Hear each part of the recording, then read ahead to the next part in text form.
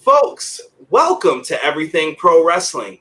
Everything Pro Wrestling is a show by the fans, for the fans. I'm your host, Conrad Cushman, and today we are giving you a retro review, and we had to bring back one of our most requested guests, Casey. What is going on? It's good to have you back on the podcast, my brother. What is up? It's been too long, Conrad. It's been way too long.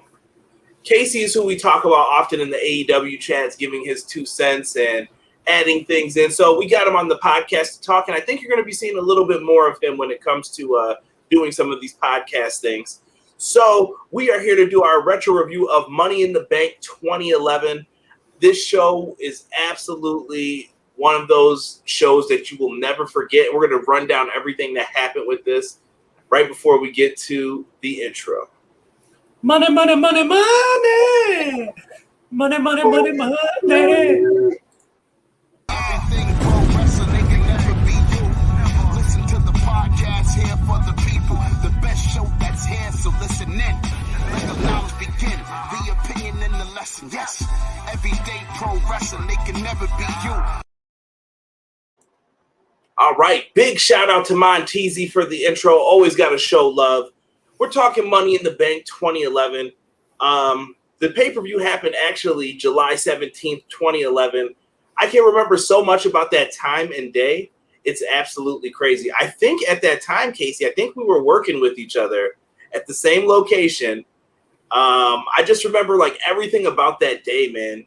Here in Buffalo, we had the local Italian festival. I remember going to it that day, and I just remember being so hyped for this show. How did you feel going into like this entire show for CM Punk? Oh, well, it was awesome because I had just come back to pro wrestling. I stopped watching for a number of years throughout high school and college because, you know, chicks didn't dig guys that watch pro wrestling. And so, yeah. But no, I came back. CM Punk brought me back, actually. So this is a show that means a lot to me in my fandom of pro wrestling. So yeah, we have so much to talk about with this show, and I guess we'll just kind of set up everything. For me, I remember specifically going home, and I was just like, "Oh, Money in the Bank's tonight," and it was one of those shows where I actually felt like I had to be home. Like you could watch Monday Night Raw today, and I don't feel like I need to be home for it. You know what I mean? You could watch Smackdown. It's like, I don't need to be home for that. Or a B show pay-per-view. This show was built so well that I was like, yo, I cannot miss this. I have to see what they do. Because CM Punk's always been my guy since Ring of Honor, and I was just a big fan. So the storyline is all built around when the clock strikes midnight, CM Punk's WWE contract ends, and he will be going for the WWE Championship. So what happens if his contract ends and he's the champion? Whoa, mystery ensues. And they really got involved with this because at first when the build-up started to happen, it was kind of just like, oh, what are they doing with this? Is this kind of a real thing or are they just messing around?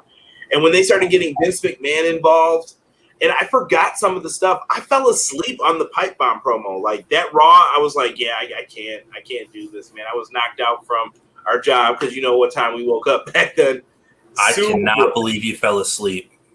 Yeah. Sorry, I woke up at 3 a.m. and I just couldn't hang anymore.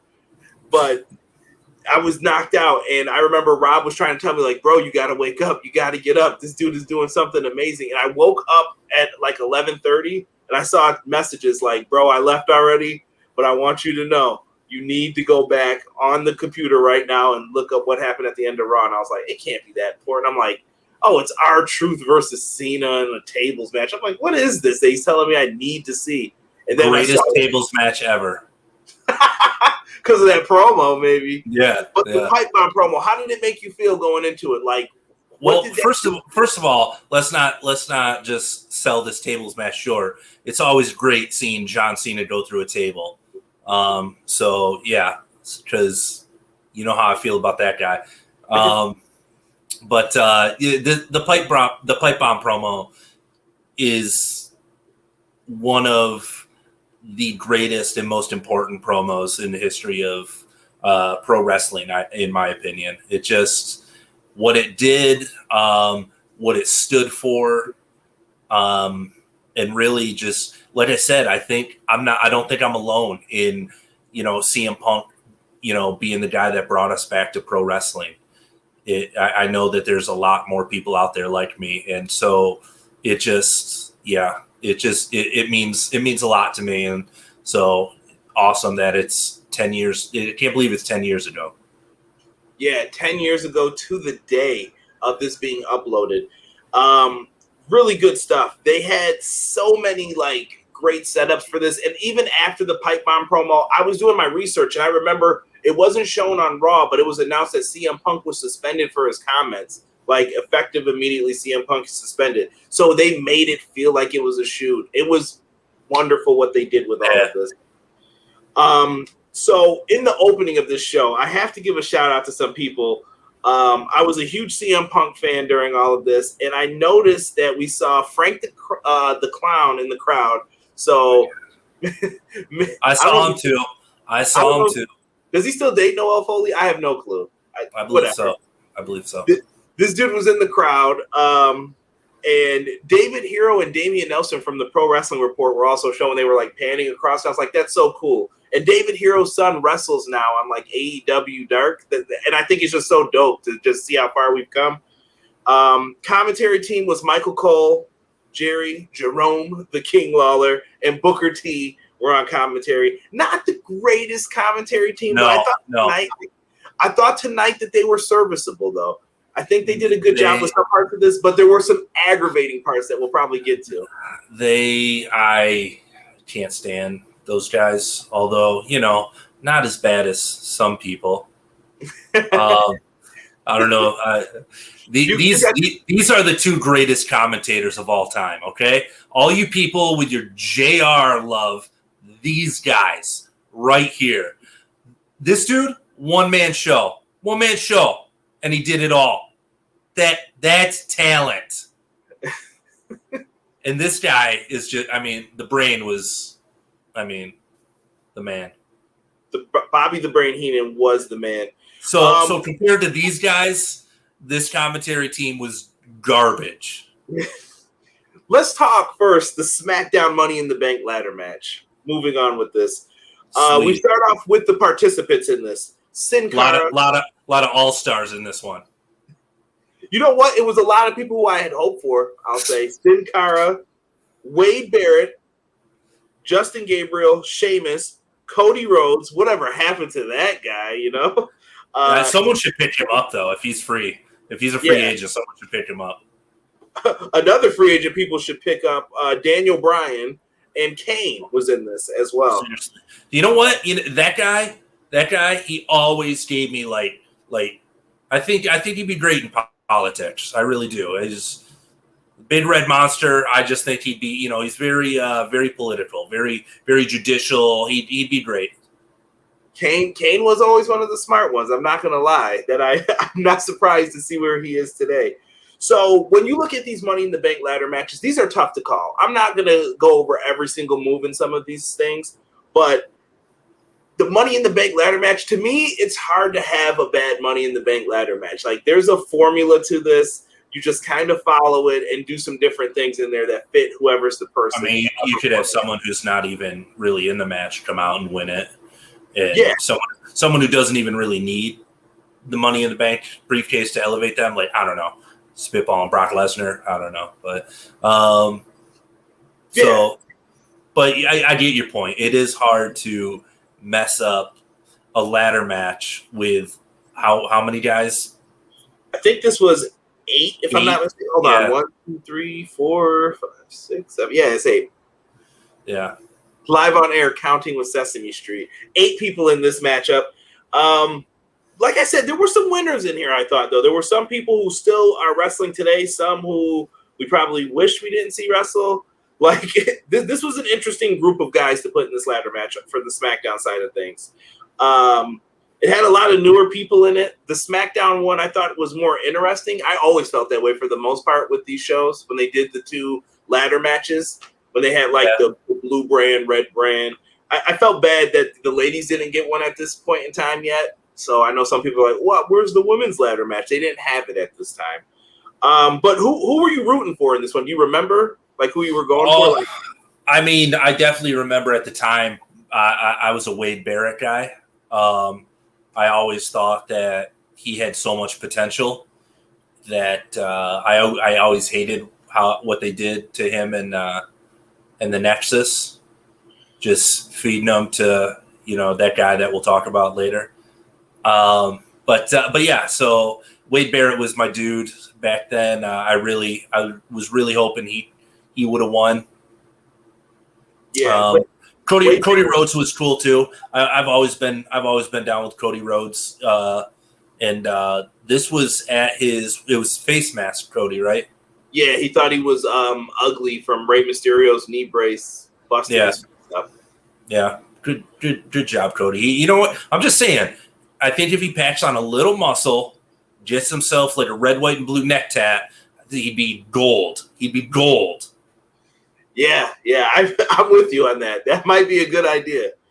But like I said, all these guys were new, though. Cody Rhodes' push was still kind of brand new. Like, he was just doing matches with Rey Mysterio. Let's look at each guy. Sin Cara. This guy was a big international sign. He got the Taka Michinoku treatment, and we know where that goes now for the most part. But they were trying to push him like he was going to be a really great person. Wade Barrett had it all. He had the look. He had everything. The only thing that sucked was that wasteland move. I hated that as a finisher. The bullhammer was so much better when he incorporated that later. Agreed. Justin Gabriel. The wasteland, you think it's going to be like this badass, powerful like move, and it's just like he just kind of like drops them to the mat. It's just it's like what dads do with their sons when they're wrestling near the couch and stuff. It's just like exactly. You can't do that in a wrestling match. Justin Gabriel, I thought, was really good in a lot of this. He had some really cool things. He's one of those guys that it's just he's tailor made for a ladder match style, like just with how aerial and whatnot he is. Sheamus was the perfect kind of power guy and maybe throw you off like, well, maybe he could win this too. Heath Slater, he still is amazing. I think he's still trying to recover from like his first injury I think I've ever heard of him having. But Heath Slater's doing great work in Impact now. We've got Daniel Bryan. Daniel Bryan was the guy I was pulling for in this. Like, I was a big fan of his in Ring of Honor. Sure. I knew what the guy could do. And Kane's just here because he's Kane. He's got to oversee in the matches, and he kind of holds things together. Hey, man, don't hate on Kane. No, I would never. I like Kane. Spots, I guess, from this match that we remember. Sin Cara hit a pretty nice Spanish fly off the top rope with Daniel Bryan. Sheamus powerbombing Sin Cara. Like, that's played every Money in the Bank clip because that was the sweetest way to get him out of there. They're like, you are not messing this up. Down you go to the back. You're protected. It looks painful, though. Yeah, that looked bad. Let me see here. I like that Sheamus and Kane hit a doomsday device on Daniel Bryan. Like, that was so sweet too. Justin Gabriel's 450, so the ladder was balanced across the top rope, and he stood on it, and you could see he was shaking, and then he was like, "I'm good." Boom, hit it. Just quality stuff. Even Heath Slater, like laying across the ladder, and they're like walking with him. They're like, "You're getting dumped out, just so you know, buddy." Yep. Good stuff in this, man. They went back and forth, and then it really comes down to Daniel Bryan and Wade Barrett at the end. And I was like, so you know when it's getting close to the end because all the bodies are down, everyone's down. And when it was these two, I was like, thank goodness, do not let anybody ruin this moment. I was waiting. I was is Heath Slater going to slide in here? Is Heath Slater going to slide? Bryan ends up kicking Wade Barrett to the head. He falls off the ladder, and Bryan pulls down the briefcase. What a shocking move from a dude who a year before was getting fired because he choked someone with their necktie because wrestling, right? So we got to get rid of you. Mattel's not feeling this, brother. We can't do this, man. Bryan wins. I was happy for him, though. He definitely deserved it. Daniel Bryan's always been amazing. So, yeah, no, it was a solid Money in the Bank ladder match. Came down to the right two guys. I felt like just at this point, Sheamus. Kane had already won, right? Kane had won Money in the Bank. Yeah. Yeah, already. the year before. Yeah. Had Sheamus won before? I don't think so. I don't think Sheamus wins it until a few more years later. All right. It's always, but my memory's always so fuzzy, you know? Don't worry. Everybody gets a turn in one of these. Usually, you'll win it eventually. Trust me. Don't worry. But judging on the grading scale that I use, I usually always have it in the description box if you guys want to check it out. This one, I really had to give an A-2. I thought that this was top quality work from these guys. A-. Like I said, hard to mess up a Money in the Bank. He gave me what I wanted. He gave me great spots throughout this, great teases. Kudos. I was very happy with this. For sure. And I didn't give Cody enough props, but Cody held his own in this too with disaster kicks, catching people, moving people so that they don't get hurt for moves. But Bryan wins. Vince McMahon is then shown arriving with his goons. Oh, you don't want to know my grade, huh? What? You just agree with me. This is how this goes. What do you have a grade for this? Are you following the same grading system as me? Bro? I give this match 4 watermelons. Why watermelons? They're delicious and it's summertime. Out of how many? I don't know. My grading scale's not in the comments, so you didn't feel it necessary to include my grading system in the comments. There's a reason why, because number one, I hate watermelon, and number two, we can't have this. How do you hate watermelon? It's just not my thing, man. We'll talk. That's an off-air conversation. Watermelon is delicious. No, I'm going to shame you publicly. Watermelon's delicious. You know what? I can't tell these stories publicly that I have for the reason why I don't like it. All right, fair enough. 4 watermelons for this match, though. Yeah, you'll see. You'll see. I think the fans will catch on to my grading system. Okay. Well, Vince McMahon is shown arriving with his goons, John Laurinaitis, and I don't know who the other guy is. I have no clues. That's supposed to be a lawyer? The dude looks super weird and dorky next to it. We needed Pat Patterson and Joe Briscoe there for that spot instead. Yeah, we needed the Stooges. Yeah. So we have the King Stooge, though, Johnny Ace there. So he's doing his thing. Looking very vascular, boss. Looking good. Looking good, kid. I hated him so much at this time. Oh, my God. People power. So the Divas Championship match is next. I kind of loathe talking about these because I never liked the Divas division per se. I never liked that belt, number one. Terrible belt design. When people talk about bad belt designs, this comes to my mind like every time. This butterfly type of belt, I never liked it. But it was so pretty to get the girls to buy the WWE toys.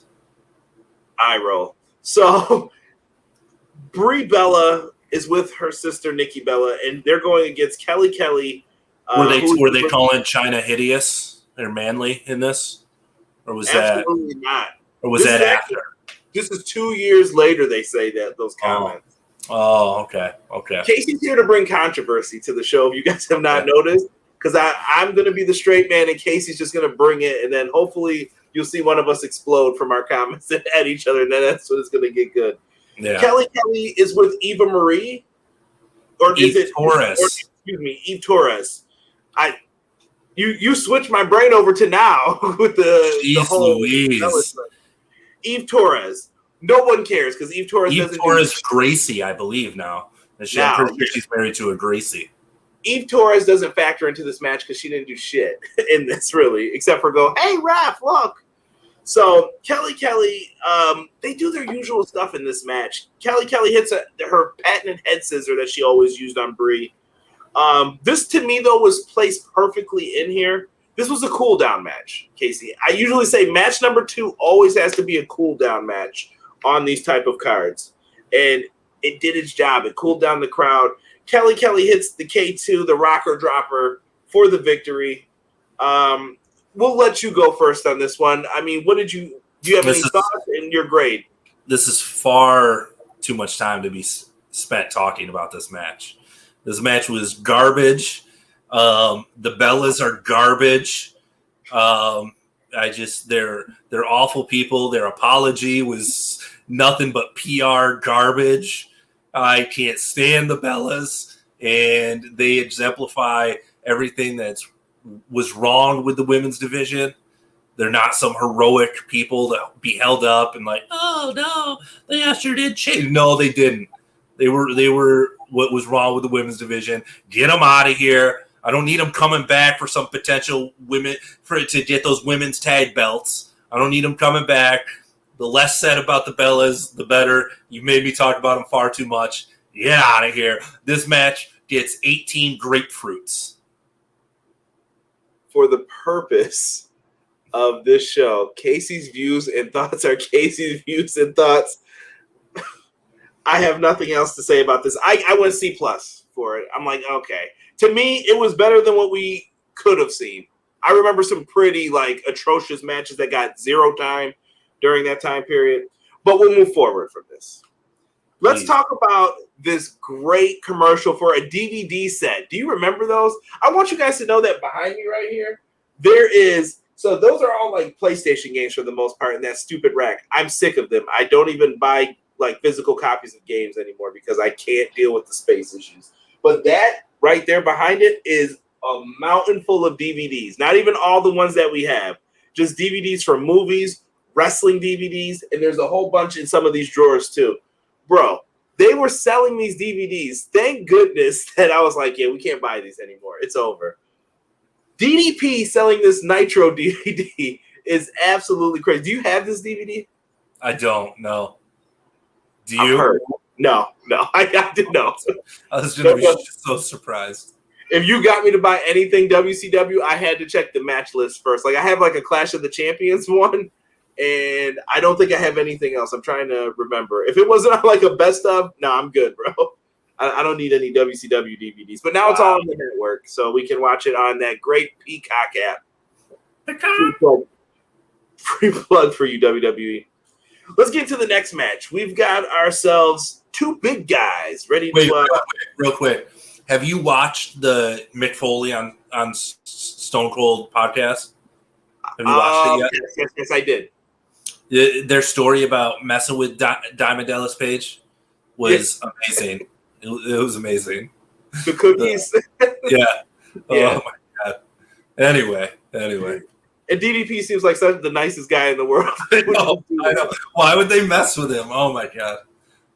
So Big Show versus Mark Henry, what we have here. The battle of that wasn't around yet. The battle of 2 colossal guys.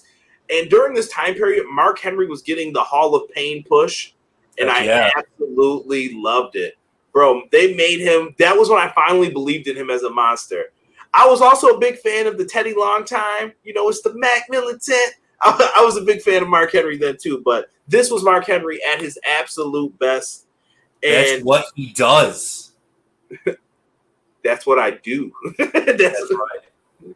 Thank you for putting the correct grammar on it. But Big Show is someone that Casey has a lot to say about. And I just have to put this in here so when Derek listens to it that he'll get mad. Casey, 100%. How do you feel about Big Show's theme? Big Show's theme song is the greatest theme song of all time. His entrance music is the best because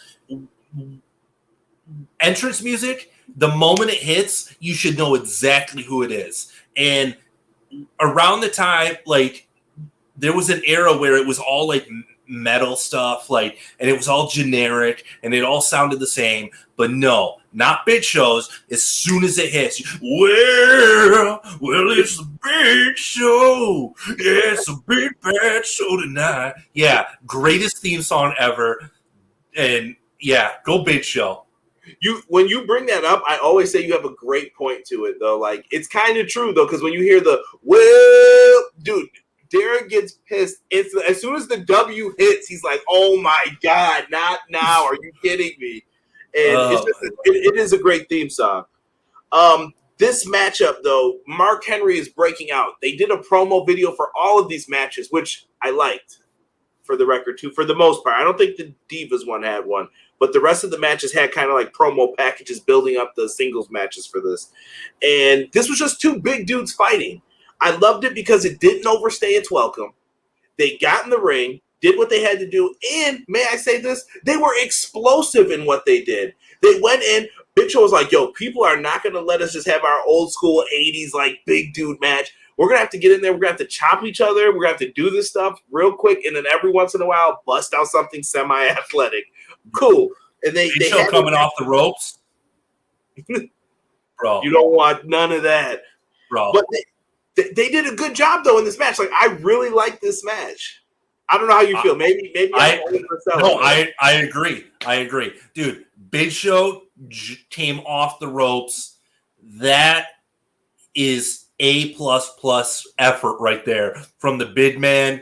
He is fantastic. Mark Henry at this time was fantastic. I loved the Hall of Pain. He's a beast. And this match for me got what was my grading scale? I was using fruit, right? Yeah. It gets grapes are my favorite fruit, just so y'all know. So this gets 4 grapes. 4 grapes. Now, we see a World's Strongest Slam. They kept Big Show strong by having him kick out of the first one, but after he hits that second one, you're staying down for the count. I just loved how they built this. Mark Henry gets the victory, as he should have, I think, during that time. And Mark Henry then hits the Vader bomb onto Big Show's left lower leg that is wrapped in a chair. He, I guess we'll say, Pillmanized him. It wasn't exactly the stomp, but they did a really good job here. And for the first time in the night, the EMTs come out. There were way too many EMT spots during this show. It was like, bro, didn't you just do that? And then it happens again and again and again. Just drove me crazy in this. But I like this match. No, you know what drove me crazy? Was the cameraman they had at the bottom of the ramp that was like getting in people's way. Like numerous times throughout the card.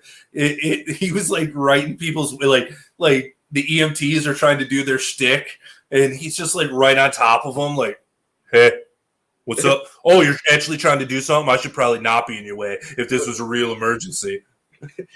I like the fact, too, for Big Show, they brought out, like, the big football gurney. Like, oh, my goodness, we got to get this guy on here. Hop, up, up, up, up, up, up. Rocco's Modern Life, if you didn't know where that's from. Oh, yeah. And they did a good job. I gave this a B. I thought this was really well done. Then we go to the back, Casey. We've got Josh Matthews.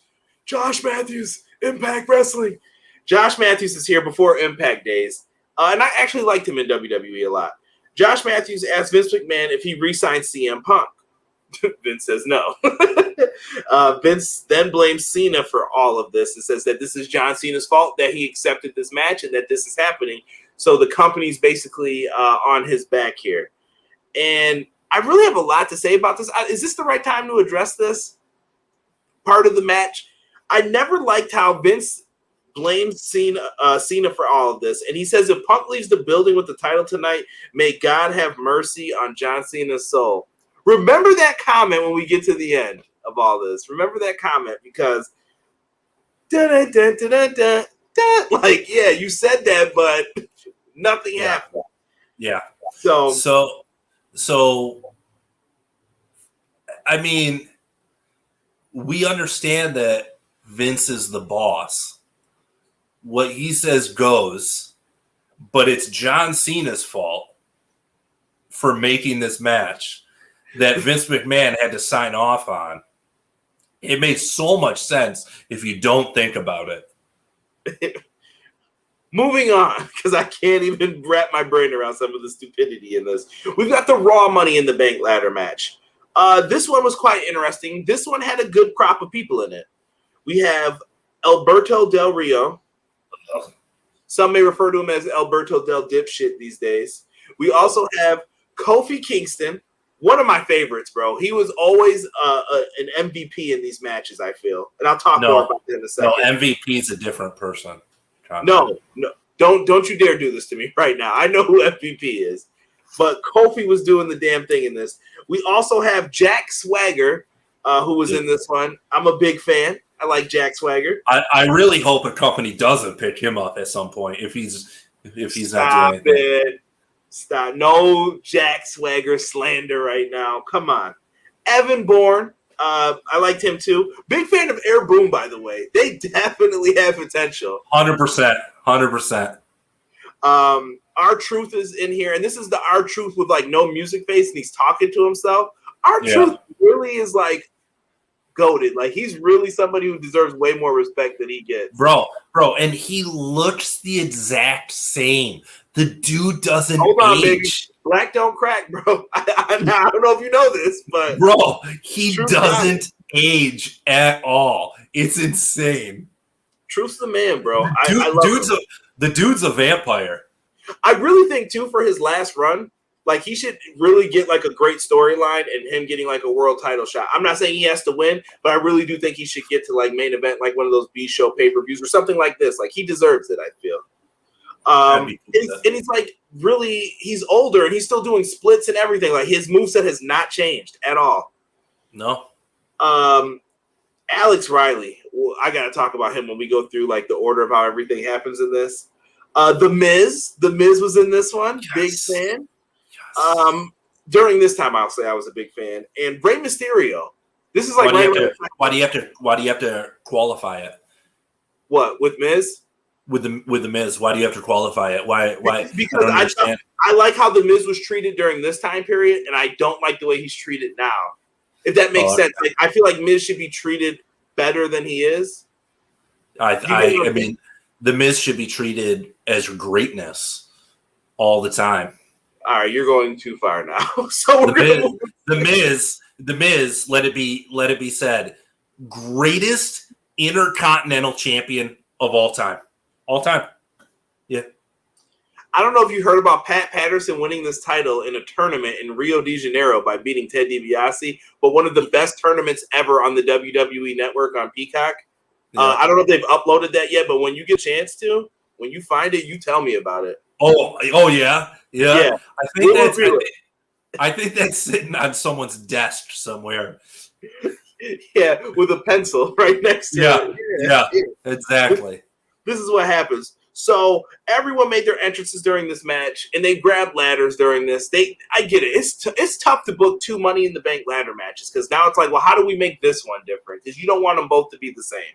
So everyone grabbed ladders in the beginning of this. I do like that R-Truth grabbed like the small step stool one because he's afraid of heights. Yeah. So they did really good stuff here. They use it, but can we say something? Alex Riley. I feel like we've been saying stuff, but go on.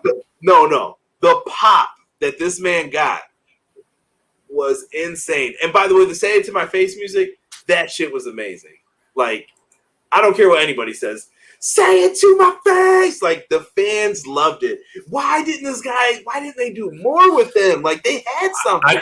I can tell you why. And he's in the main event of this show. Copy that. I won't even say anything else. If you know, you know. Miz, bro. The Miz in this one. Miz is a G. I just have to say that for a spot in this match. And I've always wanted to ask, like, whoever's in this. So we're going back to the right frame here. The Miz, when you see him in this, he was up at the top and he falls down. Do you think Miz really hyperextended his knee, or do you think that was a spot in this? Because if that was a spot, he is a great actor because he's fooled me for years with this. I think it's a spot because isn't his current, like, is he still injured? Yes, injured now. Isn't this his first actual injury, like major injury? Right. He could have been like, I'm not really that hurt. I think it was a spot, man. I don't think he actually did. Well, whoever thought of it, that was amazing because they fooled me for a long. Because I thought he really hurt himself. The punching on the mat, like he was like, "Yeah, I'm mad." Like he looked like he was genuinely upset that he wasn't going to get the chance to show what he could do in this. And I was like, "Oh, interesting." Jack Swagger, I like that he got a really cool spot with Kofi Kingston with the ankle lock while he was on the ladder, and Kofi's like basically almost there, and then he has to slide down. It's like one of those classic things with ladder matches. The whole, like, when you get up on a step stool to do something crazy, do you ever just go, "Oh, you know what? If I go up one more, I could probably get it, but let me just try and let me reach for that. Let me reach for that." Oh. No, you know what I do? Anytime I have to do work on a ladder, I always climb it really slow. Like you've been through a terrible match. Yeah, just like, And here's another thing that, like, a sign of a really great ladder match, and this isn't just for ladder matches, but any real stipulation match, cage match. Honestly, I get annoyed when the wrestlers aren't actively trying to win the match. So, like, when you have a person who's just standing in the middle of the ring in a ladder match, and he's like, well, what should I? Get the damn ladder, set it up, and start climbing. Cage match, another example. Go for the door. Jump up, try jumping over the fucking cage wall. Like, what are you doing? The point is to win a match. And this is going to backfire on you one of these days, though. There's going to be like a Money in the Bank ladder match, and someone's going to be holding a ladder, and they're going to be like, Ricochet, do you think you could run up that and grab the briefcase like immediately? Yeah, why not? We're doing that tonight. Like, what? 100%. I'm totally cool with it. I am totally cool with it. Especially, aren't there 3 now? What? Because the women have one. Yeah, but there's only one men's. I like that better. One men's. One okay. Okay. Yeah, I mean, yeah, I'd be down for it. Just a 10-second Money in the Bank ladder match. Just Ricochet just jump off the guy's shoulders, climb the cage, and flip out. I'm more of a fan of like cage matches with the top. It just makes more sense. Yeah, dude, I would love it though if Ricochet or someone like him, very athletic, was in a cage match and just totally boom, like in seconds, just scales it and is over the top. Match is over, and the person's like, his opponent's like, what? And he's like, that's the whole point of the match, is to get out. Like, I don't understand. Like, send your hate mail to @Casey Briggs on Twitter when this happens, because he's gonna be like, I love this. This was great. Greatest ever. Anyway, back to this match. Kofi Kingston may be one of the best Money in the Bank performers. I say he always, he never wins, but always delivers in these matches. Creative spots, he's always involved in it. We had a great shot of everybody fighting on top. I was like, this is a future poster. And I think they did end up using something like this later on, where everybody's battling. And I'm like, this is really good. The fans begin to get on their feet when they hear the Miz coming down. I love the pop for it, because they're like, the fans stand up. I'm like, what's happened? I remember watching it. Also, you just see Miz hobbling on one leg, like, oh yeah, I'm about to get this briefcase. And as he's getting ready to go up to the top, Rey Mysterio stops him, and Rey Mysterio gets booed. Rey Mysterio is like the greatest babyface ever, and people just shit on him. Like, they just have him do stuff at the wrong time. They're like, you know what, Rey? I want you to grab Miz down off, but people are cheering him. We know, Rey. Just do it. You know what, Rey? We want you to go out into the Rumble at number 30, but people really want Daniel Bryan. It doesn't matter. You go out there. It'll be fine. Booyaka. This show sucks. So I always felt for Rey, because to me, Rey's like one of the greatest cruiserweights of all time. He's one of the greatest wrestlers, truthfully, of all time. Yeah. Rey Mysterio eventually looks like he's going to have the opportunity to win this, but Alberto Del Rio stops him, and he gets up, and they're struggling with each other on top of there. He rips off Rey Mysterio's mask in what was almost flawless, but it could have turned really bad. Like, every time I watch it, I'm like, bro, this one could have really shit the bed. Rey Mysterio is supposed to like land on the ladder and keep his face covered. The ladder is tipping, and Rey's like, well, I can't show my face. I'm like, dude, you've got balls, bro. You're about to like fall off the ladder. Don't do this to yourself. But he goes into Del Rio, and it makes it even funnier because Del Rio's ladder is clearly made of like tinfoil pan with macaroni and cheese on Thanksgiving, and it just bends. And he's like, crap, give me the other ladder. And nobody can get up at the time, and he grabs the Money in the Bank briefcase. He wins. They all have to wait the extra like 30 seconds it takes him to like get the new ladder, set it up. Like, for those not watching on the video, I'm doing like you lay your head down to sleep when you're looking up. Get up there. I don't have time for this. Oh, man. And Evan Bourne, I didn't give him any props in this. He did a sweet shooting star press off the top. Like, he was always good for that too. Like, really, really good, man. A- again. I can't really complain about this. It was good. It would have been better if Miz won. Miz is my boy. Well, he won the year before. I think that was... I know. I know. And then he went on to headline one of the greatest main events in WrestleMania history. One of the greatest main events. I'm done. What? I'm done with you. You what are you talking? Too far. That WrestleMania was not great. Do you disagree? WrestleMania 27, absolutely horrible. It ends with The Miz as champion. I think that's remarkable. Well, I did cheer for that, but I'm just saying that was for completely different reasons. John Cena was in a main event of WrestleMania and didn't beat The Miz. I think that's great. Shout out to The Rock, by the way. Yes. The Rock. Suck it, Cena. Moving on. World Heavyweight Championship match. Now, that one got 4 watermelons, by the way. Oh, I'm sorry. Yes. Yeah. Seedless. So, World Heavyweight Championship match. We've got Christian challenging Randy Orton. I guess the main thing for this will be setting up the storyline here. The story is Christian. This goes even further back. So, Edge, who is back now. Edge was out. He was taken out for an injury. He couldn't come back. His career was over. Christian takes his place, defeats Alberto Del Dipshit. He beats him. He becomes the World Heavyweight Champion, fulfilling his friend's dream. Edge is happy. He got to see his buddy win it. Literally, 2 days later. I remember seeing the little message pop up, and I was like, what the fuck did this company do? And Randy Orton defeats Christian on SmackDown.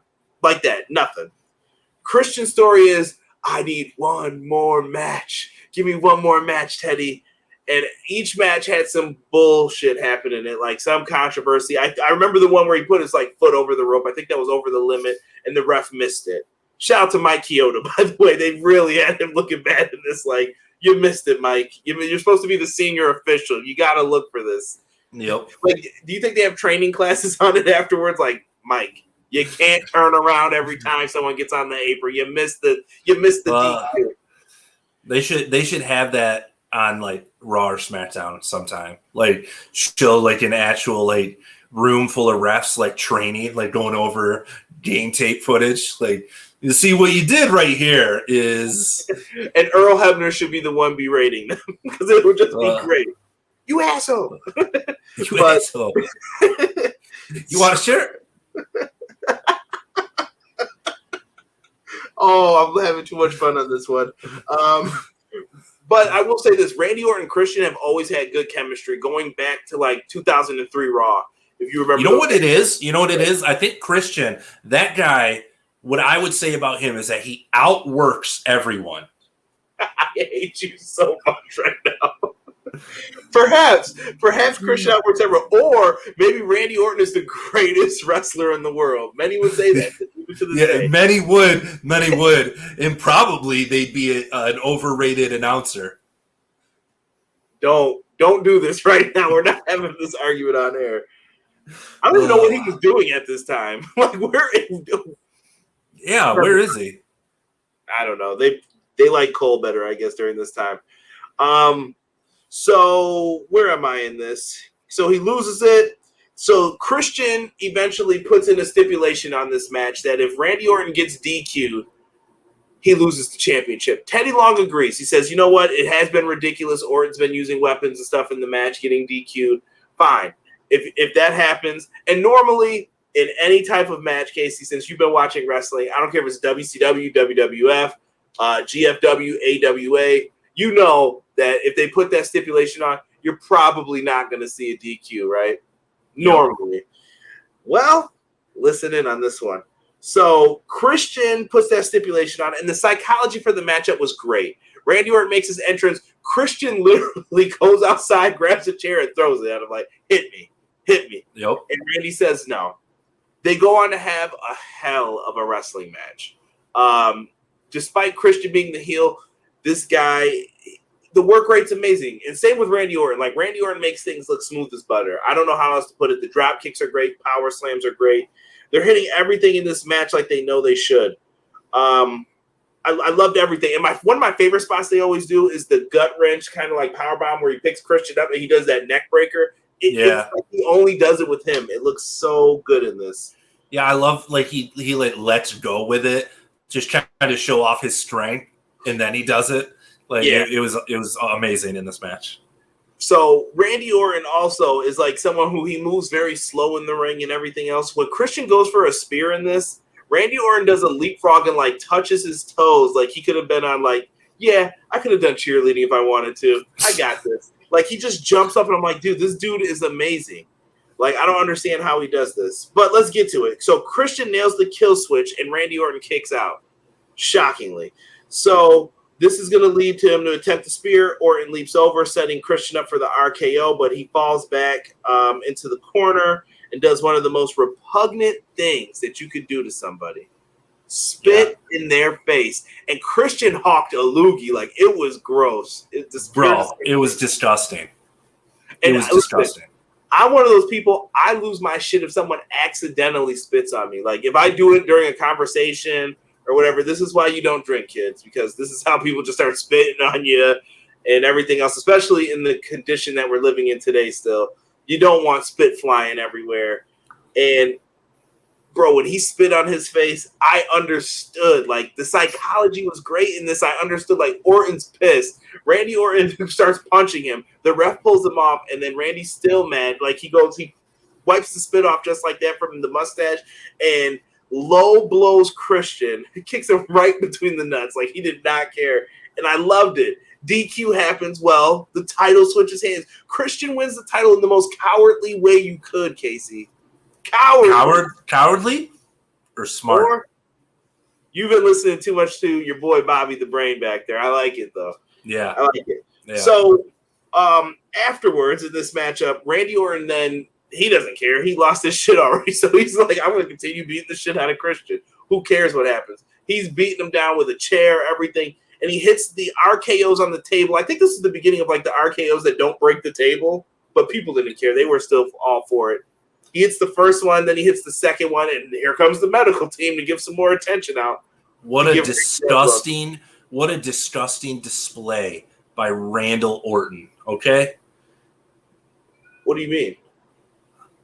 To attack this man who just went through war, Christian, like this after the match. The match is over, and you're just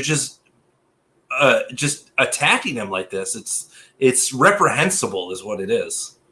We use the words reprehensible and repugnant in a wrestling review. I want points for this. I want That's credit. right. That's right. After the match, though, what would you say, though? Overall grade? Did you like this? Was this good? The match, I thoroughly enjoyed the match. These guys are fantastic together.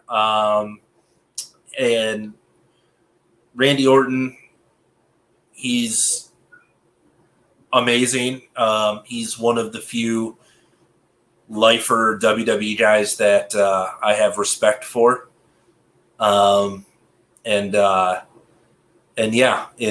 Christian, he's always been solid. I kind of always feel bad that he's always played second fiddle to Edge. So I've always felt you could make the argument that if someone said he was better, I'm not gonna debate him. I would say, hey, I might agree some days.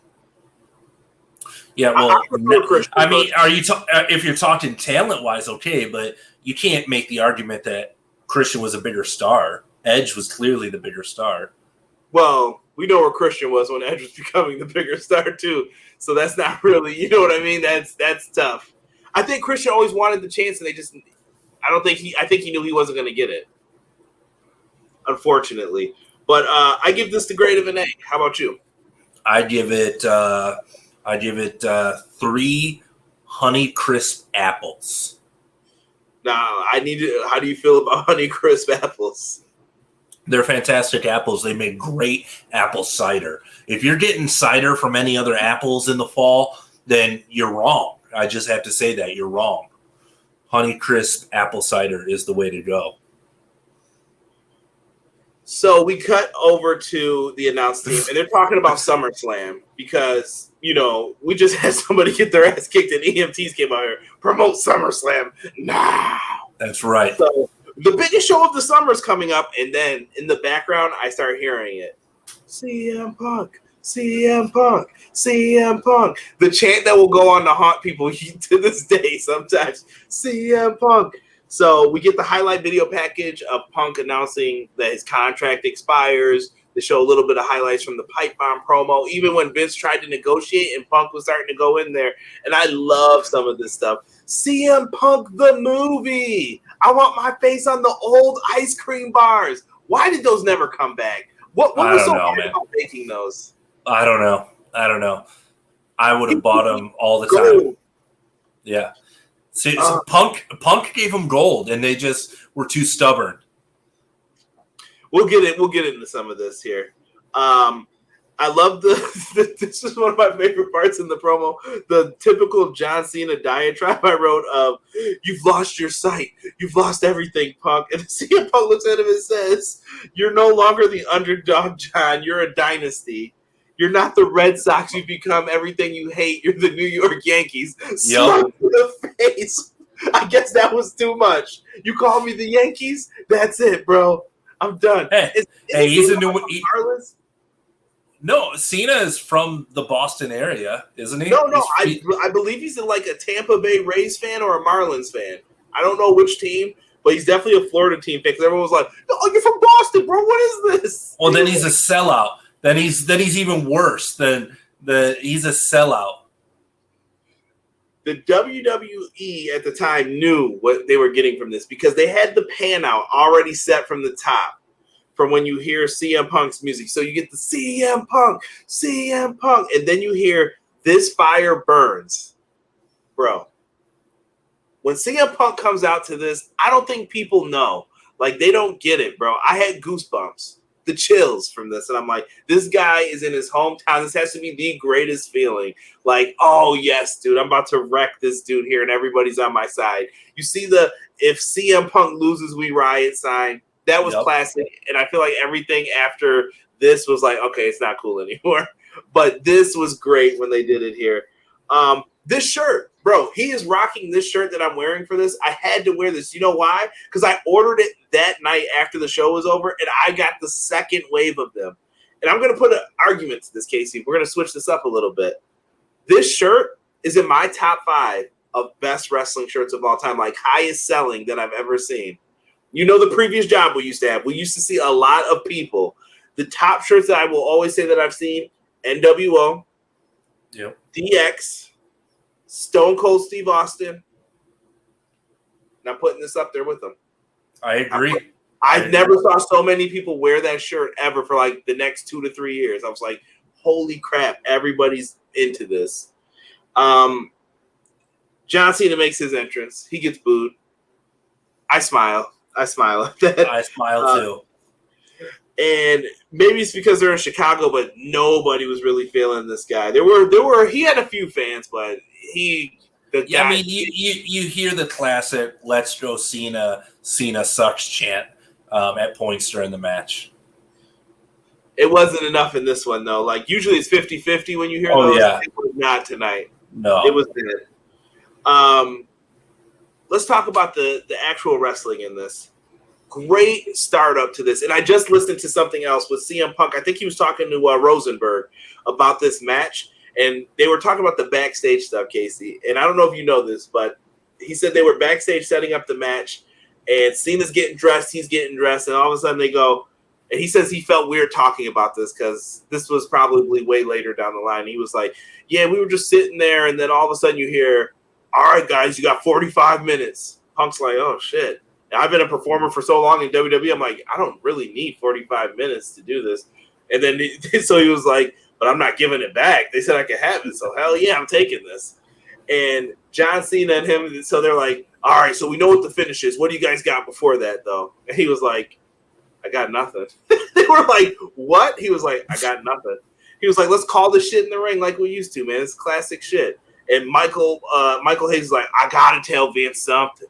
You got to give me something. And he was just like, tell him it's live, and what happens, happens. And I guess and Punk left it at that because they were asked Cena, like, who's calling the match? And Cena said, ask the man right there. And he was like, all right, we're calling in the ring then. So it's cool to know, like, this whole thing was called in the ring for the most part. But the chain wrestling started off. I thought this was cool. I thought it was very well done. Feel free to interject at any moment if you have some thoughts on any of this. I mean, I don't know. You keep talking. I mean, I got it. No. Yeah. It's just. I know what I'm going to strike a chord with you in a second on because talking about the match. It's just like, I mean, people need to watch this match. It's a classic. It is. It's a classic. CM Punk does so much in this to start it off, and it's with headlocks and stuff. Usually people boo this shit, but he knew he was in front of a crowd that's going to eat this up, and in the back of his mind, I'm going 45 minutes. I don't really have to do a lot in the beginning. Another thing he said, I'm Greg the Hammer Valentine in this match. He was like, give me 20 minutes, then I'm getting warmed up. And then I'll start doing my shit. Like he knew. He was like, I'm going to waste the first 15 minutes of time. Yeah. Very smart.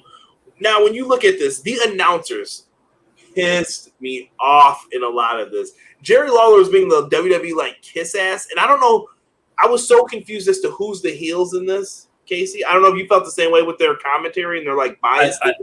I think it was Michael Cole was the heel, and because at one point, because he supported a lot of the heels throughout the night, and at one point though in this match, he says he agrees with Jerry. He's like, he basically says like admits to like being the heel announcer, but he has to stick side with WWE on this because Punk is the traitor. Punk is threatening to leave with the championship. And Booker T got to be the rebel, basically like supporting Punk. Like, well, now, come on now. CM Punk's not fully wrong now here, what he's trying to do. I was one of the boys too. Come on, Jerry. And Jerry Lawler's like kind of like he's supposed to be the baby face like legend, and he's just kind of like crapping on Punk too. And I'm like, what are you doing right now? This showed me that the fans were clamoring for some type of change at this time. I don't know how you felt as a fan, but I would be interested to know. Bro, John Cena represents everything that was wrong with WWE at the time. I mean, they just hold it on too long. I get that this was 10 years ago, but he continued to hold on to that stranglehold of at the top for several years after this. And it just, the commentary team that how did they not? How many times? Wait, how many times have you? Oh my God! All right. I know it's coming. I'm not going to go through move for move for everything that happens in this because I have it. Honestly, like if you guys want to see my notes, I showed Casey before this. This is just for this match. Like just this match. I wrote down like a lot of the stuff that happens in it. But let's get into the nooks and crannies of it. They eventually build up, and I really liked a lot of the stuff they were doing with the transitions in this. CM Punk was almost the first guy to like land from the I think it was called the Attitude Adjuster at the time, or the FU, whatever you want to call it. He flips him out of it, and Punk tried to land, and he slipped. I was so like upset for him. I'm like, dang, he almost stuck that. But you were so wrapped up in the match at the time, you didn't give a shit. Like I don't remember that about this match. And you see so many great moments, and there's the kickouts. John Cena locks in that shitty STFU. It was a little less shitty this night, but I always hate the there's your head tap. Like, dude, what are you flexing and squeezing his head? Wrap that arm around and pull up on it a little bit. Chono would be pissed if he saw this. But whatever. Punk eventually gets to the ropes. They show him like fighting every time to get to the ropes. I loved it. This isn't like the time when he was in the Nexus and he faced Cena, or when the Nexus jumped him and he faced Cena. This was completely different, but they always had that good chemistry with each other. But this was on a bigger level, and I loved how they did this. John Cena goes for like an AA from the top rope. It gets blocked. Cena's supposed to get hit with a knee to the face with the GTS. He blocks it into another STF. They do so many great things here. And the finish, let's just get to that. Here comes Vince McMahon and Johnny Ace. Vince McMahon is yelling for the bell to be rung because he's so damn old, apparently. He can't get ringside so that the timekeeper can hear him. I just see a timekeeper with like headphones on, like listening to music. Do you really want to hurt me? Man, I can't wait to get some Chicago pizza after this. Like, you know what I mean? What the hell is this guy doing? So he tells Johnny Ace to go do it. Johnny Ace is getting ready to go do it. Cena lets go of the STF to go punch Johnny Ace because he doesn't want to win that way because he's a dumb babyface. So he's like, no. This isn't going down that way. If Vince looks pissed, he slides back into the ring. Boop. GTS, go to sleep. 1, 2, 3. We have a new WWE champion, Casey. The crowd erupts. The crowd erupted. Colt Cabana erupted. Colt Cabana, oh, dude. It was so nice seeing him ringside. Like, I really wish the two were friends. So I wish like all that other bullshit didn't get in between them. I heard they're kind of cool, but they're not cool like they used to be. It just sucks that all that stuff got in between them. But I really think that it was dope how they just set this up. CM Punk gets the title. Fans are going crazy. Vince has the oh shit look on his face. No matter what you say about Vince, the man's a performer. Like, oh my God, what has happened? This is such bullshit. I don't know what to do. So Punk's in the ring, and Vince marches around, and he's pissed. And I like how they did it from a shoot aspect. He needs a microphone. He says, you know what? Screw this. He grabs the announcer's headset. And he goes, somebody, we can't have this happen. Send Alberto Del Rio out. Send him out right now. And then Del Rio runs out with the briefcase, and he's looking stupid. Slides into the ring. CM Punk kicks him right to his dome and leaves. Yep. Dude, that shot of Punk on the, like when he blows the kiss on the rail, on the barricade. Oh my God, priceless. Frank the Clown and that really tall kid that was behind him. I don't know who he is, but he's in like every photo that I've ever had. Like I used to do leagues and stuff, and we would have like the backgrounds of whoever the wrestler was that you picked, and that kid's face was always there, like. Classic. Well, I think Brock Lesnar guy was there too in the crowd. He was. Man, remember when all those people would be there? The guy who wore the suit jacket all the time too. I'm like, how the hell did you guys have money for this? They just rich people. They just. Apparently, I need to hang out with them because I'm broke as shit. I could not do that. So he goes through the crowd. He runs up. He's with his people, and the last image we see is CM Punk at the top of the crowd, holding up the WWE Championship. Like, dopeness, bro. Dopeness. And I absolutely loved his tweet after the first tweet he makes. The champ is here, and the belt's in the refrigerator next to the milk. Like, that was great. Yep. That was great. That was the most, like, CM Punk thing to do. Dude, this match is spectacular. It takes time, though. It's not the crispest, not the most crisp match ever, not flawless, but it just worked with all the energy in the arena and everything. It just, like, any little slight mistakes don't matter because the crowd was into this match from start to finish, and it just, the worst part of the match is the commentary. Honestly. Just being too biased at points, but I get why they had to be, but it was just, I don't know. I felt weird about it. I just don't. You know it sucks. I mean, I just don't understand. To really get into, like, the meta aspect of it, the like, it doesn't even have to be meta, but, like, in storyline, in kayfabe, like, why is Punk vilified for demanding respect?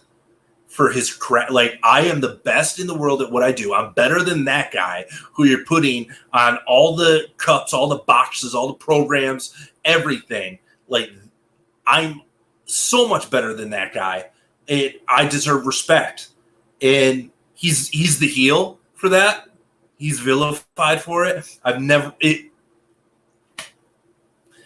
many times in our discussions have we, like, Cena was truly the heel so many times in his career, and he just but because they they didn't write him as the heel. Like, it's so frustrating.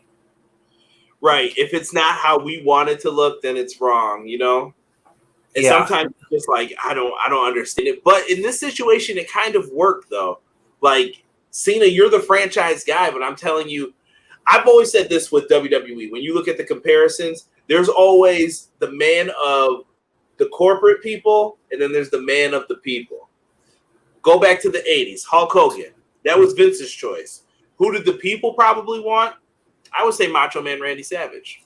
Oh, yeah, the Macho Man Randy Savage. Oh, yeah. I would say Bret Hart and Shawn Michaels. I think Shawn Michaels was the corporate choice eventually, but I think Bret was the man of the people. We're not getting into this right now, though. I can see the tension brewing between us for that. Stone Cold and The Rock. The Rock was the corporate choice. And not even like in kayfabe storyline, Stone Cold Steve Austin was the man of the people. John Cena was just the corporate choice. There was no man of the people, I really feel, afterwards until you get to Punk.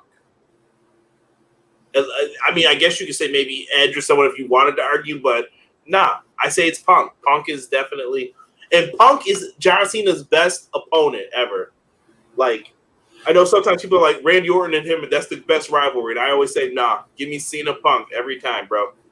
It's because Cena and Punk are so different. Opposite. Yeah, they're opposites of each other, and it works brilliantly. And I get it. It does take two to tango, but that doesn't like give him a little respect in this one. Come on. This is his best match, in my opinion. This is his best match of all time. And who called it? As you stated, like this story before the match. Who called the match? Punk. But I will say that. All right. But his stardom did help elevate Punk, though, I feel. Like, the fans, the Let's Go Cena, and Punk's fans just ate them up. It made for the story, too, in the match. And the crowd made this. Like, this is an A-plus crowd. If I had to give the crowd a grade, do you want to? Chicago's an amazing wrestling city. The crowd in this gets 17 watermelons. Okay. This match, I give it A+ too, though. I do think that this is a great match based on crowd reaction. Like you said, it's not the most... You're not seeing Flair Steamboat when you're watching this. This isn't like, oh, man, this is a great wrestling match. It's not that. It's about the moment. It's about being a part of something, and it was about feeling like you wanted change, and like this could be the change that we want. This is here, and a carrot's being dangled in front of us. So A+. I guess, do you want to do the overall now? On the show? The show as a whole, yeah. Like, I really wanted to work with you on this because I could have went one of two ways, and I feel like I'm going to stand my ground on the overall grade, but I don't know if I'm justified in saying what I'm going to say about it. I give the card as a whole, the pay-per-view as a whole, I give it probably like, I don't know, I'd say like 1988. That's my grade, 1,988. Okay, nice, very good. I'm going to go, I put it as an A, but I think you could even argue an A+. 1988's the year I was born, by the way, so that's a good year. It's a good grade. This is true. I think you could say it's an A+ show, though, if you really wanted to argue it. I put A. I was debating between an A and an A+. I mean, what do you think? Is this like, to me, this is an all-time great WWE pay-per-view. My birthday is July 14th, so by the time they're seeing this, it was just my birthday. So happy birthday to me. Happy birthday to you. I just feel like singing some Stevie Wonder. Go ahead. The match, or the card as a whole, it had a good flow to it. I love it's. I give it an A. To go to make it crystal clear for people, I give it an A. Yeah, I think if maybe match 2 was a little bit better, I think it could have been an A+. Like I said, look who it was. They couldn't do better. But let's get into the aftermath of this. So we'll agree to an A then. We'll give this an A. Yep. I don't think there's many other events within the last 10 years that I'm going to say got an A for the most part for WWE. Maybe there's one other one that I'm not thinking off the top of my head, and NXT does not count. I really can't think of too many other shows. WWE? Yeah, I mean, maybe, no, not even WrestleMania 30. I think I gave that like a B. There's not many shows that are ranking above this. I can't think of any, honestly. But the after effect, I want to talk about this Vince promise. So Vince promised that John Cena was going to feel the wrath of mercy from God, whatever the stupid shit he said. Nothing happens to John Cena from all this. So what happens? Doesn't he rip the title away from Rey Mysterio after 2 hours? Dude, not even 2 hours. He wins. Who did he beat? Was it him and Miz in the finals? I think so, right? Yeah. Whatever, whoever it was. Rey Mysterio wins a tournament to crown a new champion because Punk took the belt and left. And they literally screw Rey Mysterio. John Cena's like, I would like a title shot. I just wrestled in a tournament. Sure, John. Cool. I'll see you out there. Dude, this is what I'm talking about. John Cena's the worst. He is not this great, amazing hero. He is a douchebag. And oh my God. Like, you're exhausted after just wrestling through that tournament, and wow, you finally won the big one. You finally won WWE Championship. Congrats, Ray. I'm gonna go out there and whoop your waist. I need a match tonight, though. Yeah, I'm gonna go out there and whoop your ass. That's what's gonna happen. I really just never liked how they handled this. I don't want to get too deep into it because honestly, this is like the point. So all the good that we talked about with the promos, the lead up and everything, it was good for a little bit. Are you talking about just what happened to John or what didn't happen? Or are you going to talk about the summer of Punk? I'm getting into a little bit of the summer of Punk. I don't want to get too deep into it because I feel like I don't want to go on a rant. I'll get deep into it. Kevin Nash, you're a piece of shit. You're a piece of shit, Kevin Nash. I said it. Coming out your stupid tugboat shirt, your stripes. What the hell was that? You suck. You suck. Listen, I don't know what the plans were. Triple H, you're garbage. Stick to just being an executive. As a wrestler, you're way too damn selfish. You suck. You screwed up. You had gold. Gold, Jerry, gold. And you screwed it up. Like, how did you mess up CM Punk riding this wave? Time out. I won't even go that. You're going way deep down the line. Why did he come back in 2 weeks? I agree. They could have just been like, Punk, go have a nice vacation. Enjoy it for several weeks. And all we need is to film a few things with the title. That's all we need. I wouldn't even filmed anything, bro. No, not him filming things, but like his appearance at San Diego Comic-Con when it wasn't filmed it was just like people filming it and stuff, you know? Yeah, you could have sent a WWE crew person that you like to say, go follow him. Just make a few appearances, like where you're walking around like, I'm the champ. I have WWE's belt. And Punk could have went and scouted talent for you and said, you want this guy from Ring of Honor? I'm telling you, go sign him to your developmental place. Punk could have done these little things and just kept building it up, bro. And they just didn't do that. And CM Punk never got to deliver on all the promises. He didn't get to do a new belt. I get that's going too deep down the line, though, because that happens later. We get a new belt. But it's just like, the dude had goals. He had stuff he wanted to do, and you just moved away from it. And it just aggravates me. You had gold here, and I really think this was the chance for them to do a big change. And they just kind of said, you know what? Fuck it. We're not doing it. We're not going through with this. And I don't understand why. The shirt, hottest-selling shirt. He did everything right. He was like, I made all the appearances. I did everything I was supposed to do, and it didn't get me anywhere. And that's why the dude ended up leaving and he's gone. Do you want to keep going down the line? Because you and I are both Punk guys. We are. We're two. We still love this guy. We still respect him. And all y'all that have turned your back on him, y'all suck. Okay? Y'all suck. You're sellouts. You're freaking sellouts. Just you guys. I know so many of you were sitting there bitching about WWE and their product for so many years, and this is the guy who voiced it, literally the voice of the voiceless, and he stood up. He stood up for what he believed in. He didn't want to just be handed dog shit day in, day out. And like, no, I'm not main eventing WrestleMania. You want me to have a match with Triple H? Like, why?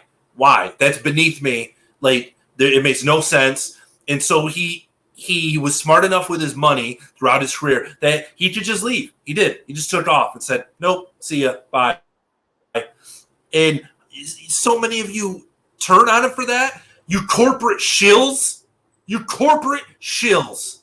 I'm going to save it, Casey, because I always had Punk's back. I agree. Taiwan is a country. So, like, I just don't get it, man. It is. Taiwan is a country. You sell out, Cena. Cena the sellout. I shouldn't have did that to Big Match, John. I'm sorry, John. I know why you were forced to do it. But listen, CM Punk, I don't know how you feel about him. Let's end with he was forced to do it because he's in that horrible film. Stop making those movies. That franchise is garbage. Stop making Fast and Furious movies. How is that franchise still going? Somebody's a fan. It makes a lot of money all over. I know it does. Over in China, which is why he had to apologize to him. He had to apologize. So let's put a cherry on this, Casey. Let's talk about CM Punk today in pro wrestling. Overall, like, how do you feel about the guy coming back? Do you want to see him come back eventually? Is it like at this point, for me, I'm over it. Like, I feel like if he comes back, and I'll be happy. Exactly. For several years after he retired, I would always hope. I'd be like, man, it could make so much sense if he showed up right now. It'd be so great. But like you, I have given up that hope. I just let the dude be happy. If he's happy not wrestling, let him be happy not wrestling.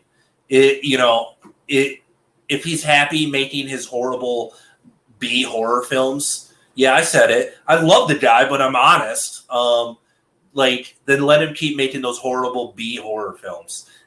Like, if he does show up, I'm all for it. I love it. I'll eat it up. But I'm not sitting there I'm not holding my breath for it. I'm not expecting it. I don't demand it of him. He's earned the right to do whatever the hell he wants. I can get down with that. I can respect that. Let me say this, guys. This retro review is going up. I have to say happy birthday to my intern. You guys know who that is on the podcast when we make these jokes. So happy birthday to the intern.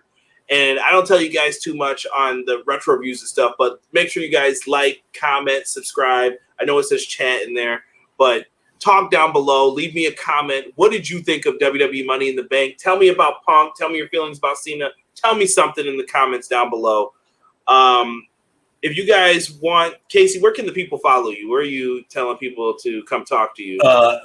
Baby Briggs 21 on social media. That is where all your hate mail also goes. So make sure you send it over there to Casey. And I really enjoy doing this Money in the Bank review.